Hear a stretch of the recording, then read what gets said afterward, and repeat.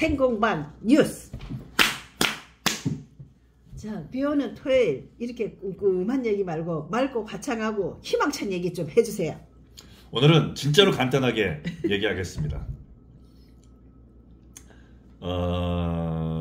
아무도 하지 않는 얘기 역시. 네. 대통령 선거 후보들, 우리 중간에 어떤 그 사퇴한 자유통일당의 구주화 후보는 사퇴했기 때문에 네. 사퇴와 동시에 그 선관위 홈페이지에서 개인 정보 관련된 자료가 삭제됩니다. 네. 또 선거 끝나면 삭제되고. 그래서 모르겠고 나머지 후보들 재산 아무도 얘기 안 하대. 재산이 뭐 많고 적고 뭐 누가 뭐 예컨대 뭐 김문수 후보는 재산 적다고 맨날 자랑하잖아요. 뭐 10억밖에 안 되는데 이준석이가 14억인데 이제 이러잖아. 예. 이번 재산 명세서를 보면은 아주 특이한, 모르겠어. 우리가 특이한 건지 모르겠는데 내가 보기에는 아주 특이해요. 이재명의 재산이 30억 8,900이야. 꽤 많네. 예금이 15억 8,300이야. 우와, 예금 많네. 장난 아니다. 김문수 재산이 10억 6,500이야. 예금이 5억 4천이야. 다들 예금을 몇 억씩 그냥 두고 사는구나. 이준석 재산이 14억 7천이야. 예금이 4억 1,700이야. 대단하다. 권영국 씨, 민주노동당. 나는 민주노동당이 언제 생겼지라고 했는데 정의당이 언제 소리섬 없이 이름을 바꿔가지고 민주노동당 바꿨는데, 이 사람 재산이 25억이야. 예금이 13억이야. 황교안 재산이 33억이야. 예금이 12억 6,700이야. 대단하네 다들. 무소속 송준호, 이 사람은 전과시 7범인데 이 사람 참 독특한 사람인데 전 재산이 제일 작아. 2억 8,800밖에 안 돼. 그런데 자기랑 자기 부인 재산은 한 푼도 없어. 이 사람이 2남 2女를 뒀는데 이 2억 8,800 재산이 전부 자기 자녀들 재산이야. 근데 어쨌든 2억 8천 재산인데 자기 재산으로 왜 올려요? 그거는 자기는 재산 없는 걸로 올려. 아니 이제 자기 자식이나 이제 부모 같은 경우 독립 생계를 유지하지 않으면은 공개를 하게끔 돼 있거든. 그렇구나. 근데 이 사람은 만약에 안 그래도 독립 생계를 유지한 데는 고직업으로 하는데 고직업은 재산이 0이잖아. 그러니까. 그거 좀 아마 이상했겠지. 그런데 어쨌든 2억 8,800인데 예금이 6,200만 원이야. 와, 그 2억 얼마 중에서도 예금이 또 6천만 원이야? 예금이 6천이야. 2억 8천 중에. 아니, 그러니까 그 모든 후보가 자기 재산의 50% 내지 뭐 50% 정도가 그냥 예금이야. 대단한. 아니, 지금 우리나라 그 가계대출이 막 그냥 많아가지고 난리라고 그러면서 사람들 전부 다 빚 이고 사는데, 어떻게 이렇게 예금들이 많아? 이 사람들 도대체 어떤 방식으로 와, 대단하네. 돈을 이렇게 모은 거야? 물론 이제 여기 이제 보험도 있고 뭐 그렇지만은 보험이라고 하더라도 적립됐는데 뭐 한 달에 100만 원씩 넣는 것도 아니잖아. 대단하다. 어떻게 이렇게 예금들이 많아? 은행에 어떻게 이렇게 돈을 이렇게 몇 억씩 쌓아놓고 있네 다들. 그러니까 이 사람들 지금 대통령 선거 전략을 바꿔야 돼. 은행에 이렇게 어떻게 하면 돈을 쌓아놓고 잘 살 수 있는 방법, 요것만 얘기하면 바로 대통령이야. 아니 김문수 씨도 재산 없다더니 예금이 왜 이렇게 많어? 그 웃기다니까. 얼마예요? 예금이 5억 4천. 와, 대단하네. 이준석 예금 4억 1,700. 민주노동당의 권영국 씨 예금이 50% 이상이야. 25억 전체 재산 중에 예금이 13억이야. 와, 진짜 황당하네. 이재명 씨도 30억 그 재산 중에 예금이 15억이고, 황교안 33억 재산 중에 예금이 12억. 이재명이 30억 중에 15억이 예금이야? 예금이야, 예금. 와, 대단하네. 그 예금이 주식도 해당해서 그런 거 아니에요? 아니에요? 증권과 주식은 따로고, 예금은 은행의 예금이랑 보험. 어머, 나 진짜 처음. 와, 아니 그러면 대한민국 국민들은 지금 가계 부채가 지금 이때까지 중에 최고라 그랬잖아요. 최고지. 자영업자들이나 일본 사람들은 그리고 집 살라 그러면 몇십억씩 지금 부채 안고 지금 집 사고, 그리고 또 집 하나 달랑 있는 사람들은 겨우 그거 하나 가지고 달랑달랑 하고 살고 그러는데, 와, 근데 김문수 씨는 또 청변한 삶을 살아오더니 나는 막 하도 그거 자랑하길래 집 하나 있나 보다 했더니 뭐 예금을 5억씩이나 쌓아두고 사나요? 아니 그러니까 청빈한 와. 삶을 살지 않았다는 증거가 될 수는 없지. 아니 예금이 이렇게 있는 그렇긴 게. 한데 예금 5억 정도 쌓아놓고 살면은 뭐 그냥 잘 사는 거지. 그러니까 저기 내가 얘기하고 싶은 건 와 진짜 대단하네. 우리나라 일반 국민들의 자산 구조를 보면 그러니까 말씀하시려고 대체로 잘 산다 하더라도 집 한 채. 그 다음에 예금 기껏한 뭐 몇백. 뭐 억이라 해도 어쨌든 혹은 뭐 몇천. 그나마도 이제 집 산 거 이제 대출 뭐 갚고 뭐 이제 이렇게 해야 되니까. 그런데 뭐 억 단위로 또 재산에 자기가 갖고 있는 재산의 뭐 절반 정도를 이렇게 그 예금으로 은행에 예치하고 이제 살고 있는 사람이. 야, 이재명이 30억 중에 15억이 예금이야. 대단하다. 민주노동당 권영국 씨 재산 25억 중에 13억이 예금이라니까. 이거는 뭔가 문제가 있는 거야. 이거는 뭐가 문제가 있냐면은 자기 전체 자산 있죠. 예금이 문제가 있는 게 아니고 예금 15억이나 30억 중에 15억이 예금이잖아요. 전체 자산이 잘못된 거야. 내가 봤을 때는 예금을 15억을 가지려면 전체 자산이 훨씬 더 많아. 예금 15억이 정도를 쌓아놓고 우리가 아는 상식에는 원래가 예금 15억을 쌓아놓고 있으려면 재산이 한 300억은 돼야지. 그러니까 뭔가 자산이 더 있는 거야. 내가 봤을 때는. 근데 이제 그거는 우리가 알 수 없지. 알 수 없는 거고 함부로 얘기할 수 없는 거고. 잘못한 나는 이제 필요하지. 그 성관이 홈페이지에 올라와 있는. 근데 김문수 씨가 그렇게 거짓말을 하진 않았을 텐데. 그러니까 자기가 가진 자산 있죠. 10억을 쌓아놓으려면 300억이 있어야 되는 게 아니고, 그러니까, 보면은, 김문수 씨도 김문수 씨 나름대로, 또 이재명은 이재명 나름대로 보면, 자기가 5억, 15억, 자기 자산의 반을 예금으로 쌓아놓는다는 거는, 전체 자산을 얼마든지 더 키울 수 있다는 얘기야, 한마디로. 자산이, 그만큼의 자산만을 이불로 유지하고 있는 거야. 그냥 우리가 말이 좀 꼬이는데 전체 자산이라는 거는 그 전체 자산을 가질 수밖에 없는 자산이거든. 진짜 자산. 내가 만약에 뭐 30억에 집이 한 채 있어가지고 집이 30억이다 하면 그 진짜 자산이야. 그거는 나의. 그리고 예금이 한 1억 있다 하면은 그거는 뭐 말이 돼요. 그래서 뭐 매덕은 뭐 최대 뭐 한 5억 한다 치면 그러면 전체 자산이 30억이면 내가 그게 진짜 자산인 거거든요. 근데 내가 30억 자산인데 15억의 예금을 갖고 있다는 거는 언제든지 내가 100억을 만들 수 있는 거야. 자산을 내가 봤을 때는. 그래서 100억의 자산이 얼마든지 만들어지기 때문에 15억은 그냥 가지고 있는 거야. 이불로 자산을 줄여놓은 상태야. 그거는. 그러면 훌륭한 사람이네. 더 얼마든지 자기 재산을 증식할 수 있는데 자기가 절제하고 있는 거잖아. 당연하죠. 내가 왜냐면 뭔가 나갈 때 무슨 공직을 맡을 때 안 그러면 우리 운영자님이랑도 한번 생각해 보세요. 만약에 당장에 운영자님이 탱자나라 공영방송 운영자님이 내일 모레 공직에 어디 나간다 그랬을 때 실제 내가 막 아파트를 막 사놓고 해가지고 돈이 막 사실은 내가 지금 만약에 아파트 세채 당장 아파트 4채 있다고 생각해 보세요. 그럼 만약에 100억이에요. 100억이고 또 내가 자산도 저금도 한 10억 20억 가지고 있단 말이에요. 근데 내일 모레 지금 국회의원 나가야 돼. 그러면 나가면서 아파트 4채 자산 100억 예금 15억 이렇게 하면 안 되거든요.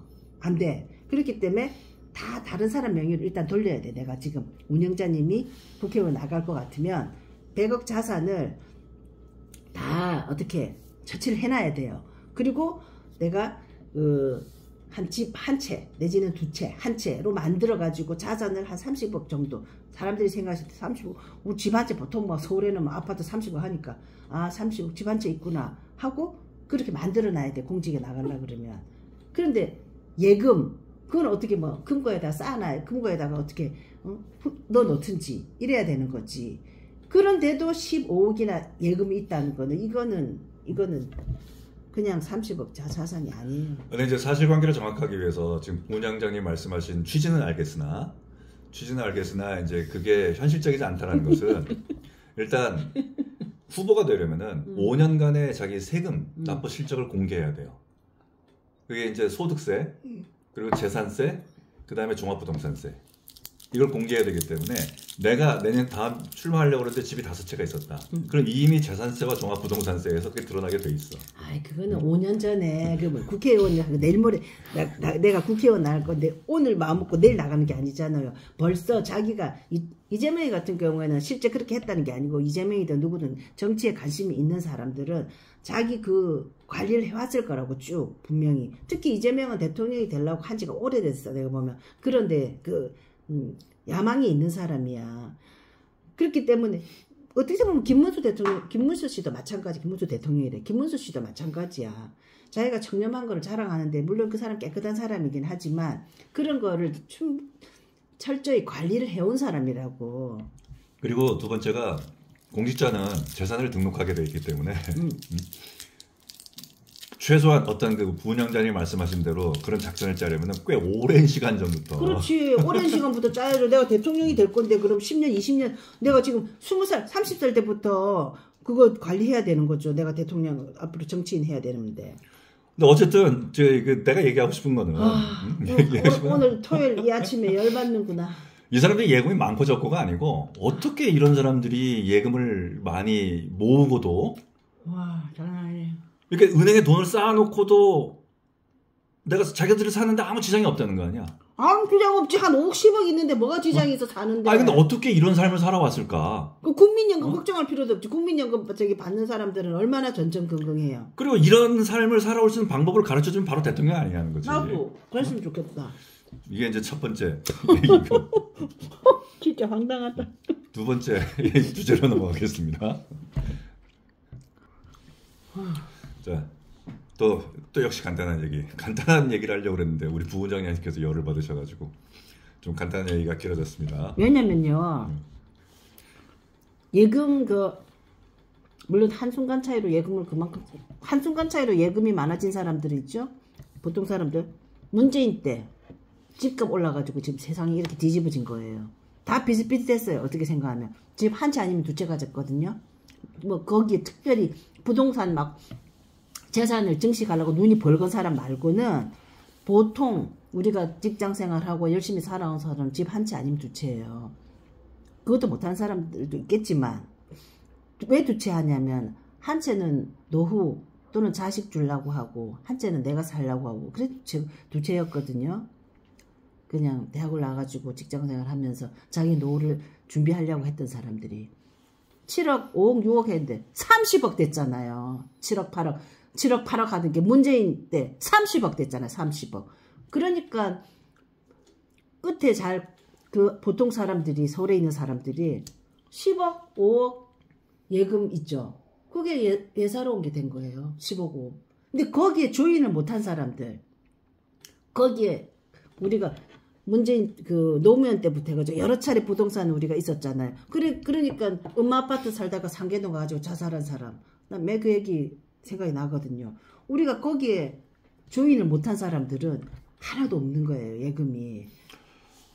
네, 그거 무슨 말씀인지 알겠는데 지금 내가 얘기한 거는 대통령 후보들의 재산과 관련된 얘기였기 때문에 이 대통령 후보들이 재산을 그런 식으로 증식했다라는 걸로 오해를 받을 수도 있는데 나는 대통령 후보들이 재산을 어떻게 증식했냐에 대한 걸 얘기한 게 아니고 이 사람들의 공통점은 자기들 재산의 거의 절반 정도를 예금으로 갖고 있더라. 그러니까. 근데 이게 정치하는 사람들의 특징인 거 아니야. 놀라워요 정말. 한번 그러면 도대체 이 사람들은 어떻게 정치를 했느냐, 무슨 돈으로 정치를 해왔느냐, 어떻게 하면 우리도 이런 식으로 갖고 있는 재산의 50%를 예금으로 은행에 쌓아놓고도 우리도 잘 살고 싶다. 나도 그런 방법을 알려달라. 그치. 그럼 내가 대통령으로 찍을게. 나도. 난 이 얘기하는 거지. 나도 그거 지금 공작이 내그런 사람 나처럼 전 자산의 반을 예금으로 두고 살 수 있는 방법. 그거를 공략을 하는 사람. 그러고도 걱정 없이 마이너스 대출 받고 어떤 월급은 그저 스쳐 지나가는 바람일 뿐. 그치. 내 통장에 잠시 머물다가 바로 카드값이니 세금이니 뭐 아니면 쭉쭉쭉쭉 나가는 삶을 살지 않고 은행에 돈을 쌓게끔 내가 만들어줄게. 그치, 그거 공약하고 그거를 실천해주는 그거를 하는 그 후보, 대통령 후보한테 나 찍을래. 지금 그 얘기를 자기와 같은 삶을 살 수 있는 그 후보. 이 사람들이 어떻게 재산을 늘렸고 이거는 우리가 여기서 논의할 대상은 아니라는 거지. 네, 알겠습니다. 진정이 안 되네. 다시 이제 두 번째 얘기. 네. 두 번째 그럼 더 간단한 얘기. 이재명이 지금 사실 압도적 1위잖아. 그렇죠. 근데 뭐 요즘 뭐 지지율 격차가 한 자리 숫자로 줄었니 뭐니 이제 막 떠드는 어떤 이 뇌피셜 뭐 결국은 예전에 어떤 그 이명박과 정동영처럼 그런 어떤 그 엄청난 결과가 나오진 않겠지. 뭐 질 때 지더라도 뭐 그렇게 뭐 10% 20% 차이로 지지는 않을 것 같지만은 뭐 어쨌든 압도적 1위는 사실이잖아. 근데 이게 그렇게 불안한 사람인가 봐. 혹시라도 압도적인 어떤 그 1위를 차지하지 못할까 봐 엄청나게 불안해하는 사람이 있어요. 응? 누구? 윤석열. 왜? 윤석열은 사실 불안하지. 그게 불안한 사람이 있다고? 다들 불안해하죠. 근데 윤석열이 제일 불안해하는 것 같아 그거를. 왜냐면 이재명을 지금 대통령 후보로 만든 사람이 누구야? 왜 근데 불안해요? 윤석열이잖아. 자기가 그냥 그대로 뒀으면은 이재명 피선거권 박탈되지. 그리고 그 감옥까지. 그럴 사람을 자기가 그냥 굳이 개헌까지 해가지고 그러니까. 자기가 탄핵당하면서 대통령을 만들어가지고 오늘날 이재명을 대통령 후보로 만드는 거 아니야. 얼마나 자기가 키운 이재명이잖아. 근데 혹시라도 압도적 1위가 불안할까봐 자기가 짜잔 하고 등장해서 영화 보러 갔잖아. 그래 누가 어디야? 좌파 유튜브 거기 제목이 있잖아요. 이재명 선거운동 1등 선거운동이 윤석열이라고 그래놨더라. 이재명 선거운동 1등이 윤석열이야. 그러니까 그렇다고 그래놨더라. 그다음에 2등은 있는데 2등은 내가 좀 이따 얘기할게. 1등이 윤석열. 그런데 대통령들이 영화를 보러 가요. 근데 영화를 보러 갈 때 그 대통령을 보면은 어떤 영화를 누구와 함께 왜 봤는가를 보면 그 사람의 어떤 그 사람이 드러나. 근데 박근혜 대통령 2015년에 영화 보러 갔어. 국제시장. 누구랑 같이 보러 갔느냐? 파독 광부들, 간호사들 함께 국제시장 영화 보러 갔어. 나는 국제시장 영화를 보지 않았지만은 듣는 내용에 따르면 한국 근대사, 한국의 어떤 그 산업화의 역사를 그대로 그려놓은 영화가 국제시장이라는 거야. 맞아, 그렇지. 그럼 대한민국 산업화에서 자기 자신을 많이 희생한 많은 분들 있잖아. 중동에 진짜로 어떤 열사의 나라라고 하잖아. 뜨거운 사막의 나라 가가지고 건설 현장에서 일했던 분들도 계시고, 베트남 맞아. 파병된 분들도 계시고, 이 파독 광부들과 간호사들. 그러니까 그렇게 나라를 건설한 사람들이 그런 사람들인데 민주화 자기네들이 다 만든 것처럼. 그러니까 이런 사람들을 모시고 영화를 보러 갔다고. 국제시장이라는 대한민국의 어떤 그 산업화를 이룬 건국과 근대화를 이룬 산업화를 이룬 모든 대한민국 국민들에게 드리는 찬사였다고. 국민들께 드리는 감사였고. 이게 박근혜라는 대통령이 파독 광부와 간호사들과 함께 국제시장이라는 영화를 보면서 던진 메시지라고. 박수와 감사. 그랬구나. 감동. 물론 내 나름대로 해석일지 모르겠지만 해석이 또 감동적이에요. 나는 그렇게 눈물 날라 그래요. 나는 그렇게 해석을 그래. 진짜 눈물 날라 그래. 문재인 판도라. 원전 영화 판도라 보고 자긴 탈원전. 문재인은 좀 당황스러운 게 아까 이재명은 어떤 온라인에 떠는 조크에서 호텔 경제론이라는 걸 왜곡해가지고 표절까지 해가지고 뭔가 하는데 이재명은 영화에서 자기의 정책을 찾아내잖아. 맞아. 영화에서 자기 이념을 끄집어내잖아. 한편의 어떤 그 허구, 픽션 영화에서 그것도 아주 그 극단적이고 과장된 영화에서 자기 정책의 어떤 그 근거와 이념을 찾는 이런 황당함을 보이는 게 문재인이지. 그렇구나. 근데 윤석열은 가서 영화를 봤는데 부정선거 관련된 영화를 봤잖아. 자기는 도대체 어떻게 대통령이 됐는지 또 대통령이 된 다음에 그 다음에 지방선거에서 어떻게 이겼는지에 대해서는 고민이 없나 봐. 그리고 부정선거는 전부 다 사전투표에서 이루어지고 있다는데 그럼 자기도 부정선거의 이력을 담당한 사람이야. 항상 가서 사전투표했잖아. 근데 어쨌든 결정적으로 그걸 떠나가지고 영화를 자기가 관람을 할 거면은 예컨대 문재인이도 판도라 보면서 자기 지지자들한테 이 영화 많이 봐주세요. 그리고 박근혜 대통령도 국제시장 보면서 이런 영화니까 홍보한 거 아니야. 근데 문재인은 가가지고 이 영화를 보면서 졸고 있잖아. 윤석열이. 윤석열이. 부정선거 보면서 졸고 있는 사진이 가장 대표적으로 찍힌 그래요? 거야. 졸고 있잖아, 졸고 이렇게. 너무 그럼 이 영화에 홍보하러 간 거야, 뭐야? 세상에. 그러니까 부정선거 홍보하러 간 게 아니라고, 윤석열이는. 이 부정선거라는 영화를 홍보하러 간 게 아니라 이 영화는 내가 이렇게 좋을 만큼 자기가 개엄한 이유가 부정선거 때문이라며. 그리고 그 선관위에서 뭐 99명 붙잡아가지고 오키나와 가 있다. 이거 뭐 자기 대변인들이 변호사들이 얘기한 거 아니야. 말도 안 되는 짓 했지. 근데 이 부정선거 때문에 자기가 개엄했는데 그 영화 보러 가서 졸고 있잖아. 이게 뭐야? 그러니까 이재명이 선거운동 하러 간 거라고. 그러니까 좌파들이 지규현 판사 있잖아. 욕하잖아. 윤석열 석방했다고. 지금까지 말이야 대한민국에서 날짜 수로 말이야 구속일자 산정했는데 시간 수로 산정해가지고 말이야 석방했다고 쌩 난리를 치는데 아니야. 아까 이재명 선거운동 1등 공신이 윤석열이라고 그랬는데 2등 공신이 지규현이야. 이 지규현 판사. 윤석열 석방했잖아. 석방해서 이렇게 돌아다니면서 이재명 선거운동하게 만들잖아. 맞아. 맞는 말이에요. 그러니까 2등이 지규현 판사야. 그러니까 이 좌파들은 너무나 무능력한 것 같아. 아니 지규현이가 판사가 윤석열 석방해가지고 이렇게 자기들 도와주고 있는데 그걸 그렇게 탄압하려고 난리야. 못 잡아 넣어가지고 지규현이라는 사람을. 그 세 번째, 그리고 지규현이라는 판사 얘기하겠는데 이 사람이 룸살롱을 갔냐 안 갔냐 하고 지금 맞아 또 그러더라. 논란이 되고 있잖아요. 근데 사실 지규현이라는 판사가 윤석열을 석방하지 않았으면은 룸살롱에 갔느냐 안 갔느냐 관심사도 아니지. 그렇지. 룸살롱에 가서 접대를 받았느니 뭐니 아무도 관심을 가지 않았을 건데. 근데 이제 사실 윤석열 입장에서는 지규현이가 이제 신적인 존재인 거 아니야. 자기를 석방해주고. 석방되면 안 되는 건데 윤석열이는 지금 감옥에 있어야 돼. 그러니까 윤석열이가 이 대낮에 말이야 부정선거 음모를 주장하면서 영화 보러 만드는 것도 극장 활보하면서 말이야. 근데 지규현 판사잖아. 그러니까 이 지규현이라는 판사가 윤석열을 석방하지 않았으면은 룸살롱을 갔거나 말거나 아무도 관심을 안 가졌을 거야. 그렇겠죠. 그런데 이렇게 룸살롱 지규현이라는 사람을 룸살롱에 갔다. 또 접대받았다. 라고 공격하고 있는 어떤 이 좌파의 근거. 이게 김영란법인 거야. 김영란법입니까? 청탁금지법. 사실 지규현이가 그랬잖아. 이게 원래 김영란법 만들 때 3만 원이었다고. 3만 원.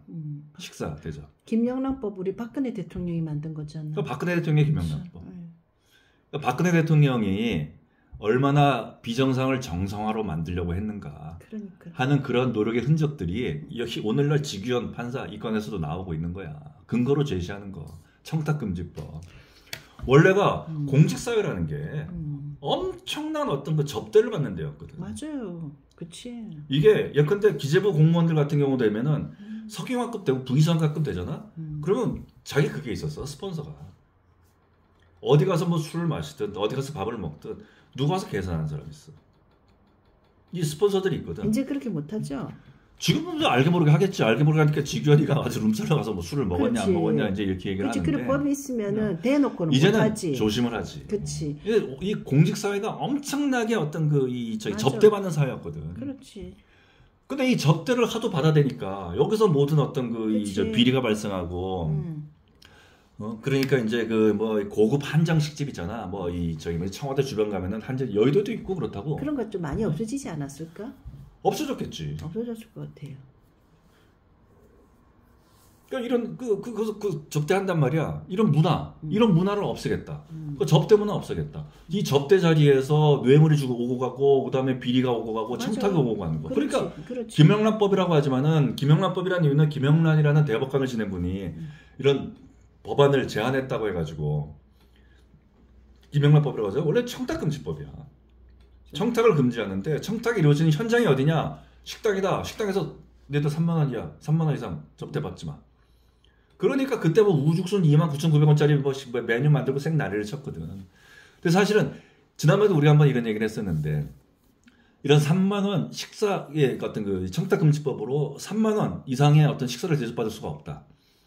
라고 하니까 이 식당과 관련된 이 식자재 집어넣는 사람들, 부자재 집어넣는 사람들, 또 이거 관련된 모든 사람들이 갑자기 자기들의 어떤 그 경제활동 규모가 확 줄어드는 거 아니야. 그러니까 여기에서 그동안 내가 갖고 왔었던 쌓아왔던 어떤 그 이윤들이 줄어들기 시작한다고. 경제가 다운된다고 볼 수 있지 않나? 그렇게 되면 만약에? 그렇게 해가지고 아니 그 마피아들이 그 부정 뒷돈해가지고 벌어들인 경제로서 활성화되면 그게 정상적인 사회야? 그러니까 말이에요. 근데 어쨌든 이 불만이 쌓이기 시작해가지고 박근혜 대통령 탄핵으로 이루어지게 될 수 있는 거였거든. 그러니까요. 모든 국민들이 자기가 갖고 있는 기득권을 놓치게 되는 거란 말이야. 맞아요. 그건 그래요. 그러나 어쨌든 간에 비정상을 정상으로 만들어야 되는 거잖아. 그러니까요. 근데 이걸 작년에 하도 이 이제 음식점이나 이런 데서 하도 그 이 저기 뭐지 싸발싸발 되니까 5만 원을 올렸어. 근데 어쨌든 이 5만 원을 올렸으니까 지규현이가 그 얘기하는 거야. 나는 삼겹살집 가가지고 소맥. 그 말이구나. 요 정도는 먹는다. 그래서 그 박수영이가 무슨 뭐 삼겹살로 바꾼 걸 뭐 조작했다면서 고발했다고 그러는데. 아, 그러니까 박수영이가 무슨 이제 그건 무슨 누가 올린 사진 또 잘못 올려가지고. 사진 조작한 거래요. 그것을 삼겹살로. 이재명 사진도 조작한 박수영인 거잖아. 그렇게 돼가지고 이재명이 무죄됐잖아. 그래서 나 그냥 요즘 흘려보니까 그 삼겹살 사진으로 무슨 거기다가 삼겹살 그러니까 삼겹살 지경이 그런 거야. 나는 삼겹살에 소맥 정도 먹는다. 그렇게 이야기를 했어요. 그렇게 되면은 이게 5만 원 안짝이거든. 5만 원 아래거든. 진짜 웃긴다. 근데 그나마 좀 내 돈 냈다라고 하는데 그건 자기가 돈 안 냈어도 5만 원 아래. 그렇게 하니까 뭐 괜찮은 거 아니냐 이제 이렇게 얘기를 한 거라고. 근데 지금 그 저기 뭐야 이 야당에서는 민주당에서는 기어코 룸사롱에서 밥 먹었지. 왜 룸사롱에서 밥 먹은 문제가 되냐면 100만 원. 한 번에 100만 원 이상. 여러 차례 걸쳐서 300만 원 이상이 되면은 청탁금지법 위반이거든. 아, 그것도 그렇구나. 한 명에 이제 그 100만 원 이상의 어떤 그 금품을 받았다. 그러면 청탁금지법으로 처벌이 되거든. 그러니까 이 지규현이라는 판사와 얽혀 있는 윤석열, 그 다음에 이를 공격하고 있는 어떤 그 민주당. 그래서 이제 이걸로 자기들은 뭐 이 판사가 뭐 사실은 뭐 이제 그런 거겠지. 이게 원래 이 법조의 어떤 그 이 격언 중에 판결 있잖아. 그러니까 정의는 실현돼야 할 뿐만 아니라 명백하고 의심할 여지 없이 실현된 것으로 보여야 한다. 이런 얘기가 있어요. 이게 이제 그 법조계 이제 격언이거든. 근데 이게 이제 뭐냐면은 재판 자체는 정의로워야 할 뿐만 아니라 정의롭게 보여야 한다. 그러니까 재판은 공정할 뿐만 아니라 공정하게 보여야 한다. 그거 참 맞는 말이다. 왜냐면 자기네 자체가 그 재판이 정의롭다. 정의로워야만 하는 건 당연한 거고 다른 사람들이 봐도 일반 국민들이 봐도 정의롭구나 라고 생각을 해야 되는 거야. 그렇지. 그렇게 정의롭게 해서 보여야 된다. 그렇게 지규현이 공격하는 게 그거거든. 네가 임마 룸사롱 접대받는 놈이 윤석열이네 변호사한테 접대받았을 거 아니야. 그래갖고 얘기하는 사람 있잖아. 그거 가지고 뭐 김앤장 엮어가지고 뭐 내각제 음모론 주장하는 그 변모 씨 있잖아. 뭐 김앤장에 무슨 변호사가 있어가지고 서모란 변호사가 뭔가지고 촥 해가지고 돈 갖다 주고 뭐 그런다는 거야. 그런 식으로 지규현이 너도 접대받은 거 아니야 임마. 그러니까 지규현이라는 판사의 판결이 정의로운 판결이 내려지기 이전에 넌 절대 정의롭게 보이지 않는 놈이야. 네가 하고 있는 일련 행위 이걸 공격해 들어가는 거거든. 근데 그 공격해 들어가는 모든 이면에 깔려있는 게 박근혜 대통령이 비정상을 정상으로 만들고자 했던 노력들. 그래. 청탁금지법. 이게 이제 베이스가 되고 있는 거예요. 이러면서 다시 우리는 박근혜 대통령이 얼마나 많은 애를 썼는가. 그러게. 그 애를 쓴 결과물을 가지고 이놈들이 요즘 얼마나 많이 좀 떠들어 먹고 있는가. 박근혜 대통령이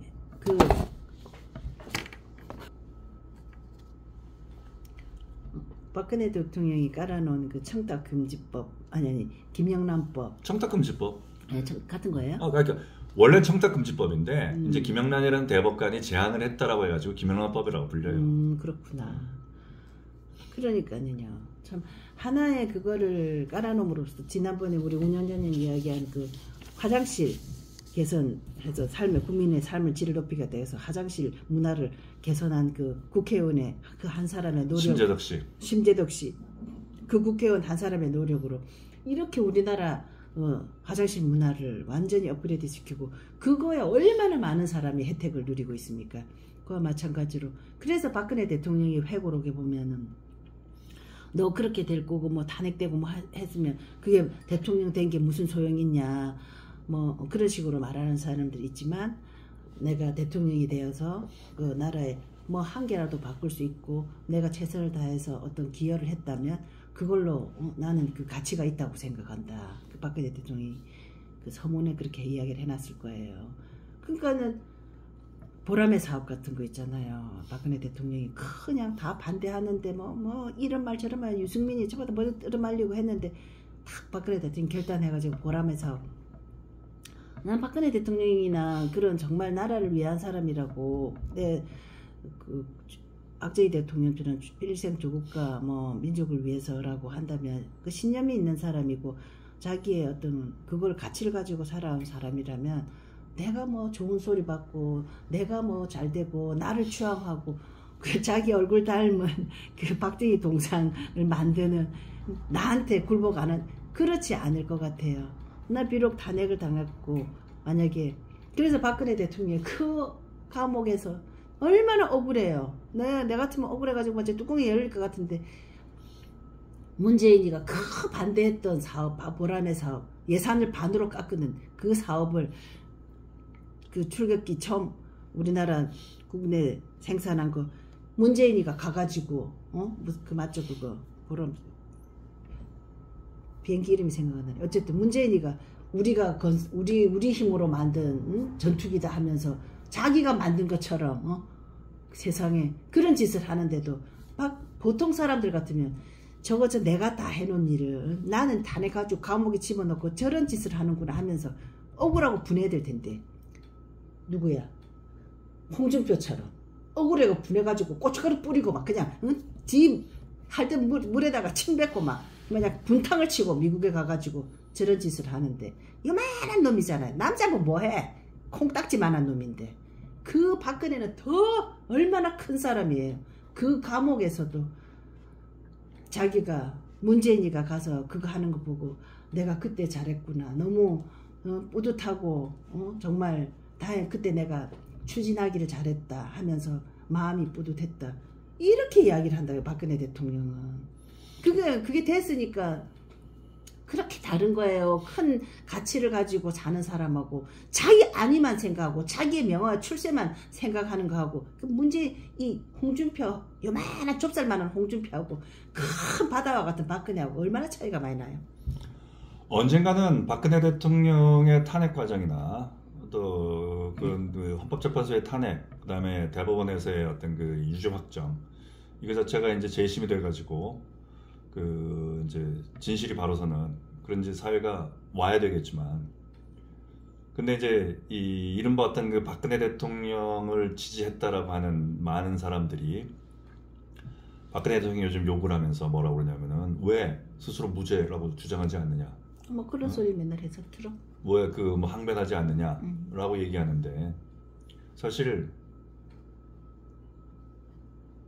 내가 무죄라고 주장할 게 아니고 그쵸. 나에게 죄를 덮어씌운 놈들이 자기들이 잘못했다고 얘기해야 되는 게 그게 이제 우선인 거고. 근데 그거보다 지금 오늘날의 이 직위원 판사를 둘러싼 이런 룸살롱 접대, 또 이것이 어떤 그 재판의 공정성, 정의로운 재판에 대한 어떤 시시비배가 이제 붙고 하는 그런 일련의 과정들에서 보여지듯이, 또한 윤석열 탄핵 과정에서 절차적 정당성이라는 문제, 절차적 합법성이라는 문제, 뭐 이런 것들이 이제 어떤 그 사회적 어떤 대한민국 사회에서는 이른바 어떤 그 이제 중요한 어떤 이슈가 된 거고, 중요한 어떤 의제가 된 거고, 중요한 어떤 가치 합의가 이루어진 거 아니야. 제도적인 합의.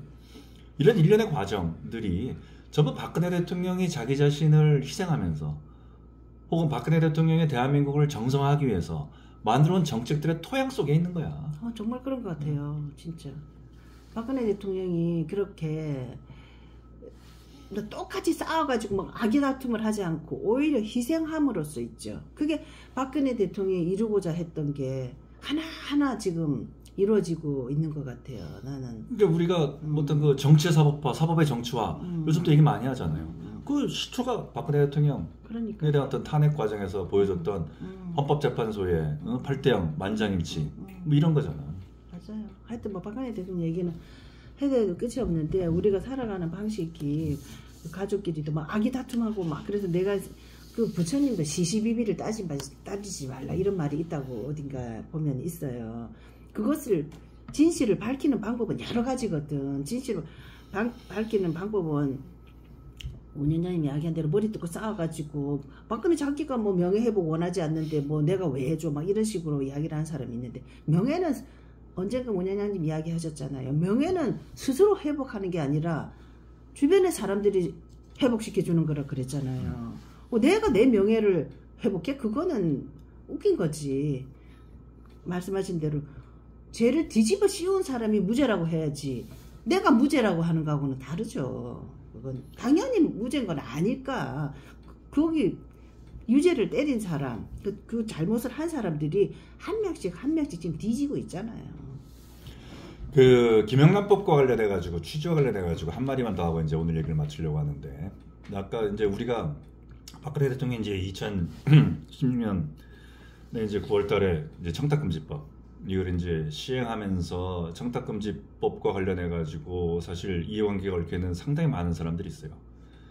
이게 이제 예컨대 이제 이 선물이라든가 뭐 이제 이것들이 또 명절 되면 이제 선물들 돌잖아. 그리고 이제 식당. 이제 주로 보면은 그와 이해관계에 있는 사람이 농업인, 어업인 이런 사람들이거든. 그러니까 뭐 식자재, 부자재 이 사람들이 이제 제공하는 거니까. 그리고 농업인, 어업인, 농산물, 뭐 해산물, 수산물 이걸 통해 유통하는 사람들.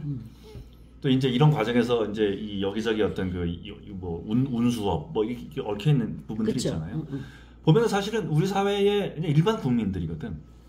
그러니까 김영란법 때문에 우리 사회 일반 국민들이 무엇인가 손해를 입었다. 그러니까 이익이 그동안은 뭐 10만 원이고 20만 원이고 30만 원이고 상한이 없었으니까. 근데 이 상한이 3만 원으로 줄어들고 5만 원으로 줄어들고 하는 과정에 또 선물 10만 원으로 줄어들고 하는 과정에서 무엇인가 나의 어떤 이윤 자체도 다운사이징이 돼버린단 말이야. 이런 과정 속에서 무엇인가 갖고 있는 불만들, 네가 뭔데 어떤 건 나의 생계를 위협해 라는 불만들이 있었단 말이에요.